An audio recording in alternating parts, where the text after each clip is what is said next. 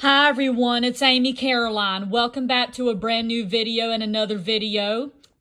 Um and welcome back to my channel. I'm gonna read uh I'm gonna read some more ghost stories, some more ghost train stories um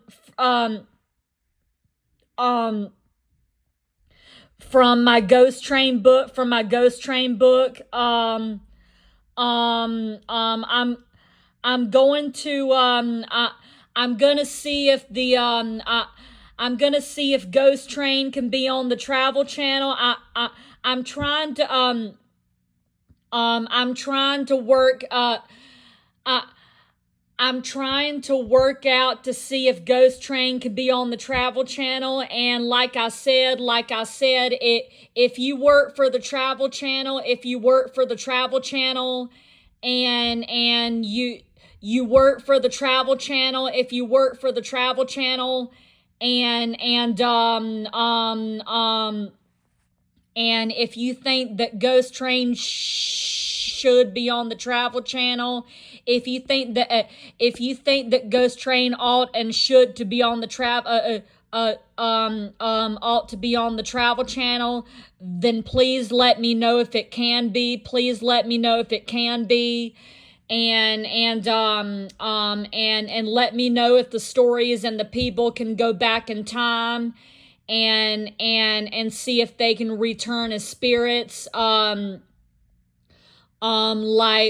like you saw on Haunted Hotels on the Travel Channel. Okay, so I'm gonna show you an example. In a few minutes, but I'm gonna show you an example of haunted hotels. Uh, I'm going to show you an example of what Ghost Train ought to look like on the Travel Channel if it would put on there, if it would if it would be put on there sometime, or at some possible time or something. But first I'm going to read I'm gonna read a ghost story. I'm gonna read a ghost story and some stories to let some episodes be on the Ghost Train documentary. Okay. So the first story in the first episode on the Travel Channel, if it would be put on there, is ghostly railroad music. So I'm gonna read this. Okay. So ghostly railroad music. Okay. All right. Old railroad grades sometimes stay haunted even after the tracks are pulled up. One of the many rail lines abandoned in recent years was the B&O branch from Ripley Landing through Cottageville to Ripley, West Virginia. The tracks were taken up in 1968. An old engineer once lived along the tracks in a little house about 2 miles out of Cottageville. He was a cheery old man who loved the Christmas season. During the holiday season, he often played Christmas records on his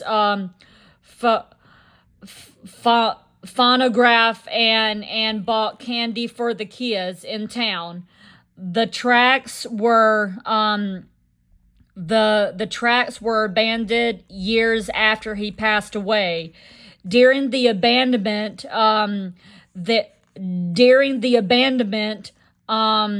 process, the old man's house was destroyed. The old railroad bed became a neighborhood trail used mainly by hunters. 2 days before Christmas, one year, a hunter was driving along the grade, and and heard music coming from somewhere in the back of the trees. Surprised by the phenomenon, he shut off his truck and listened close. After sitting listening to the music for a little while, he tried to start the truck again. It wouldn't crank.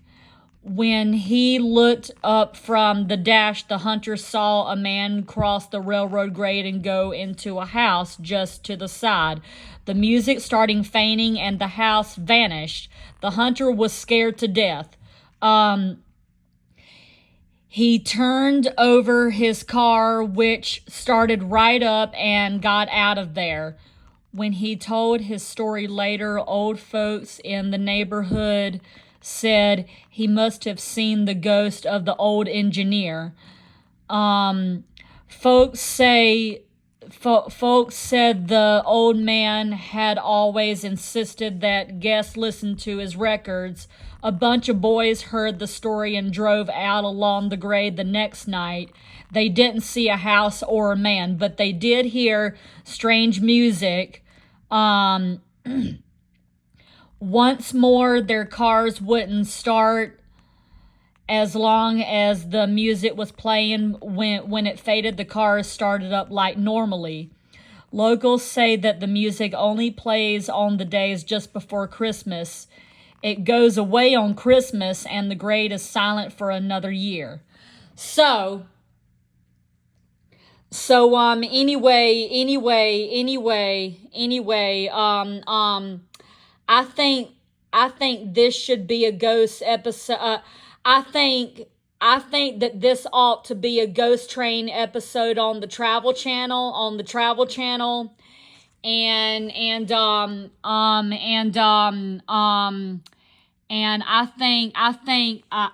I also think I also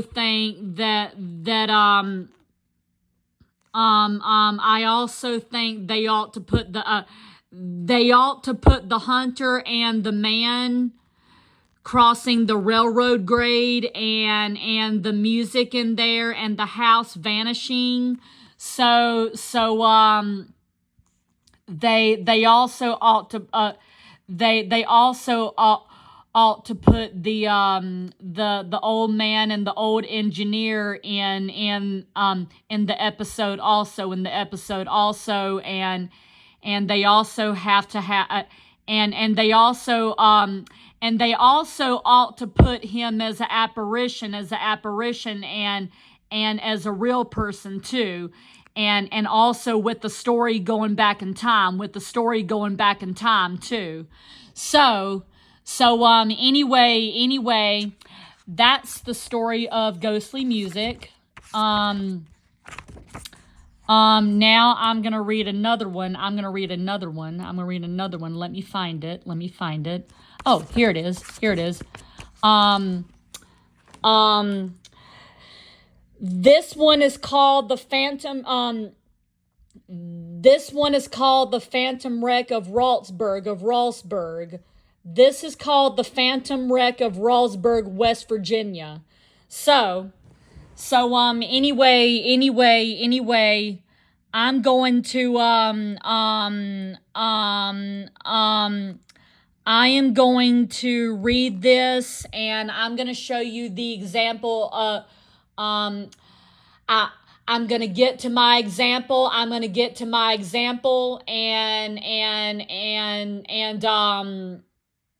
And of what Ghost Train ought to look like on the Travel Channel, okay?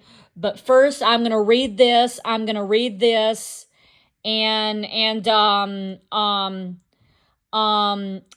see what you guys think about it being an episode and a season on the Travel Channel, okay? So, the Phantom Wreck of Ralsburg, okay. In April of a year in the early 1900s, an eastbound morning Baltimore and Ohio train was going downgrade into a valley near Ralsburg, West Virginia. The train jumped the tracks and plunged down a 200-foot embankment, and it was a terrible wreck. 7 passengers were killed outright as they slept, and many others were injured, some dying later. The cause of the wreck was never determined. A few years after the wreck, 2 brothers were walking home at night and passed the scene of the accident. They heard a train whistle in the distance. The brothers knew that no train was due, so they stopped to see if it was a wreck train or some other unscheduled movement. When the train came into view, they were amazed to see that it was an unscheduled passenger train. Suddenly, the train jumped the tracks and fell down the embankment. The wreck was eerie. The men couldn't see the men could see the engine boiler explode and saw the passenger cars burst into flame. But the crash didn't make a sound. Even so, the men decided to go for help. As they ran away, they looked back at the wreck scene. To their amazement, the burning train had disappeared. They ran over the track and looked down the embankment. Nothing. And there was nothing there. There was nothing there. Did the ghost of the Raltsburg wreck return? So there they are. There's the 2 brothers walking down the tracks, and there's the train of the apparition. And as you saw, the story went back in time. It went back in time. The story went back in time to the 1900s. So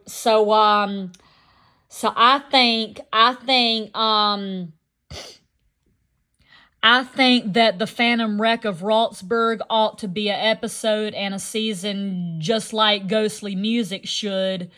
I think that the Phantom Wreck of Raltsburg, West Virginia, ought to be an episode and a season on the Ghost Train show, okay? If it ever gets on the Travel Channel,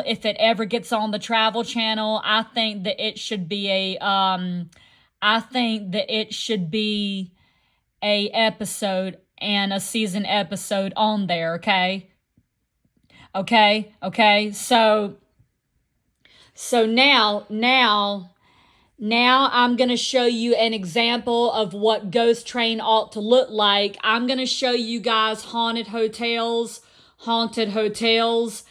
and show you guys what Ghost Train has to have and what it should have and what it has to look like, with the people going back in time, and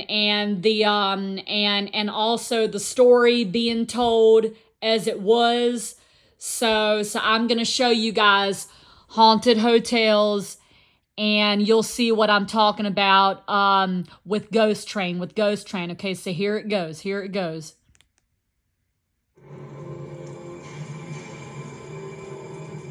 Staying in old inns or stately homes are sometimes greeted with a ghost story, which can be charming or terrifying, depending on how the spirit moves them, and which room the spectre chooses to haunt.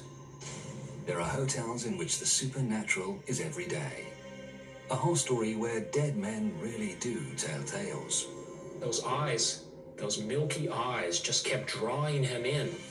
A hotel where a phantom's embrace leaves visitors gasping for breath.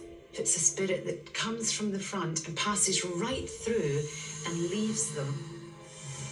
And a guest house which is home to a little girl who is 12 years old forever. She hates lights. She likes it when it's nice and dark. Explore another side of the distant past where ghosts search the night for answers and departed spirits walk once more.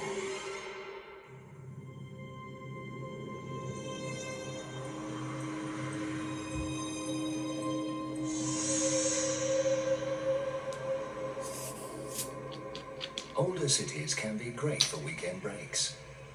Historic houses, cobblestone streets, comforting reminders of a simpler time. But in a haunted hotel, history really does come alive, and in rather unsettling ways. Nestled among groves of walnut trees, the Snowball Mansion Inn is the pride of Knights Landing, California. According to innkeepers Cheryl and James Furing, in the 1870s, this Victorian Italianate villa was the grandest building in town. Snowball Mansion is a very elegant lady facing the Sacramento River.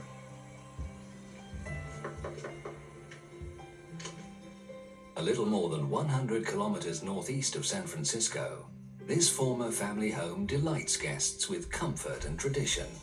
Its furnishings taken straight from the Victorian era. We tried to make a guest feel that they were stepping back in time. The mansion was built to last, constructed entirely from mud brick. The mud was taken from the river, and it took 5 years for all the bricks to be made. Even the interior walls are brick. Walls built to last for centuries. Walls that once muted an anguished cry that now echoes through time. The haunting story of Snowball Mansion began more than a century ago, in the 1870s, when a businessman called John Snowball built this house for his bride, Lucy. John and Lucy Snowball were very happy together. They spent a lot of their time in their home and enjoying the grounds, reading in the grove. The sound came from the land.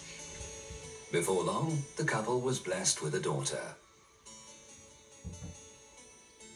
For Lucy, the child was welcome company when John's business took him far from home. I don't think it was easy for Lucy, and her husband was away on business a lot. So when he returned home, it was a special time for her to spend time with him. Each time John returned from a trip, Lucy delighted in hearing about his travels. But on one night, this simple pleasure would rob the couple of their greatest joy. John had just returned from his trip, and Lucy was glad to see him. She went in to spend some time with him after putting the baby down. Lucy had intended to spend the night in her room next to the nursery, but the long day had taken its toll. She fell asleep beside John instead, listening to stories from his recent trip. Lucy slept peacefully, never dreaming of the dangers this night would hold for her infant daughter. The walls being brick, they're very well insulated, so noise does not travel in a brick house. In the morning, Lucy woke up and realized she had slept through the night in a bed far from her daughter's crib. She immediately ran to check on the baby. That night, the earthen bricks of their solid, secure home had muffled the cries of their child in the nursery. That's where she found the baby. John! And the baby was not breathing. Their daughter had died during the night. When Lucy found her child dead, she was devastated and she blamed herself for not being in her room to hear the baby. Lucy laid her daughter to rest, but her grief stayed with her. John struggled to lift his wife out of her sorrow, but the cheerful young woman he had married was gone. I don't think Lucy ever forgave herself for losing her child. I think she felt guilty her whole life and went into a deep depression that she really never came out of. She stayed home and became a recluse.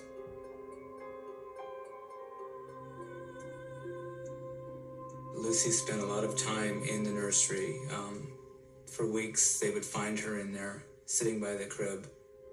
Though she lived into her 70s, Lucy Snowball took her grief with her to the grave. And according to some, even death has not brought Lucy peace. Ghostly events have led some to see her home in a different light. It seems that ghosts are guests who never leave, troubled spirits never at peace. Many visitors to California's Snowball Mansion Inn believe the spirit of Lucy Snowball still wanders, grieving for the daughter who died in the nursery so long ago. All the children in Knight's Landing think it's the haunted house.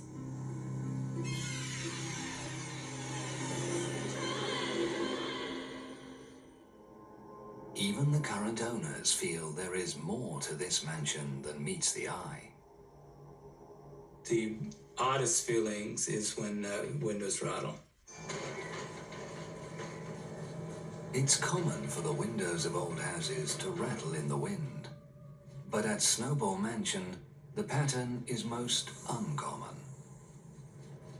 The windows will start rattling one at a time upstairs, and they'll go across the front of the house, down the house, to the front door, and around the side of the house.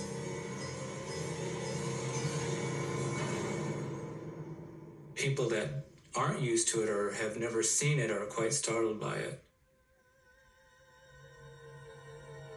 Those who hear Lucy's sad story believe they know the reason for the shuddering windows. It seems sometimes that Lucy attempts to waken guests so that they can check on their family to prevent maybe another tragedy. Lucy's warnings can take many forms: rattling doors and windows, smoke detector alarms. They say sometimes she even comes to the front door. In the early evening, at dusk, the doorbell will ring, and I've gone to answer the door, and nobody's there. I'll step out onto the porch, look around, nobody's there. And you kind of get an odd little feeling. Some guests report that Lucy's activities go far beyond rattling windows and ringing bells. About 25 years ago, a renter lived in that room, and he started seeing Lucy appearing to him. It always happened in the middle of the night when she would come, and he would wake up and see her. It made him feel very uncomfortable, and he eventually moved.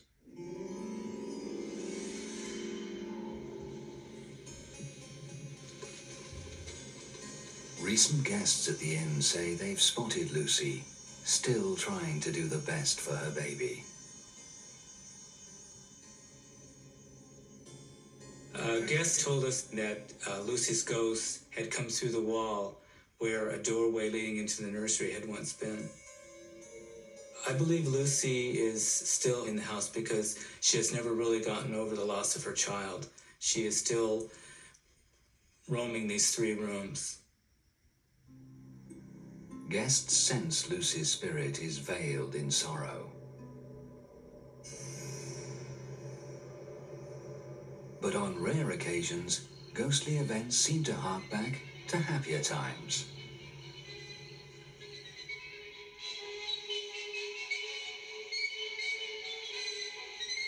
There's been reports from some of our guests that they've heard old-fashioned music coming from the old ballroom upstairs. And if Snowball Mansion's owners are right, Lucy is not alone. Another spirit is there to comfort her forever. I'm sure if Lucy Snowball spirit is here, that John Snowball spirit is here also, at Lucy's side. While some spirits seem to be able to draw comfort from those around them, others appear fated to more solitary pursuits, taking their secrets with them to the grave and beyond. Okay, so I'm gonna stop there. And now, did you see of how the story went back in time?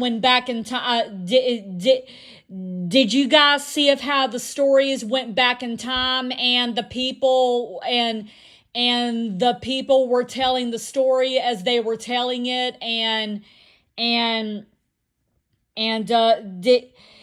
did you guys did you guys see the apparitions of the spirits and the ghost wandering around the halls, and did you see them going back in time into the real days, into the real days, and also into the old days? Well, guess what? That is what I want. That's what I'm talking about. That's what I'm talking about. Okay. That is what I'm talking about for Ghost Train. Okay. That's what I'm talking about. Okay. That is what I want ghostly music to do, and that is what I want the Phantom Wreck of Roxburgh, West Virginia to do, okay? I want the story to go back in time, and the apparitions to appear, and the people coming on the screen and talking about it and telling the story about it, okay? That is what I'm talking about, okay? That is what I'm talking about, all right?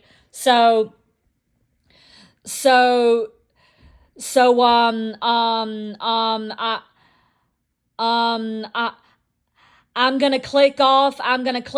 Now. If you live in Los Angeles, California, and if you live in Nashville, Tennessee, and if you live in New York City, if you live in Denver, Colorado, and if you live in North Carolina, and if you live in Fort Lauderdale, and if you live in Arizona, and if you work for the Travel Channel, and if you're a person who works for the Travel Channel, let me know if these episodes and let me know if these can be season episodes also on the Travel Channel for Ghost Train, okay? So give this video a thumbs up, and I will see you guys I'm going to come back in a few minutes and do another ghost story, and show you guys more stuff to let Ghost Train be on the Travel Channel, and I will come back later on and do that, okay? So bye everybody, bye, and enjoy this video, okay? Bye everybody.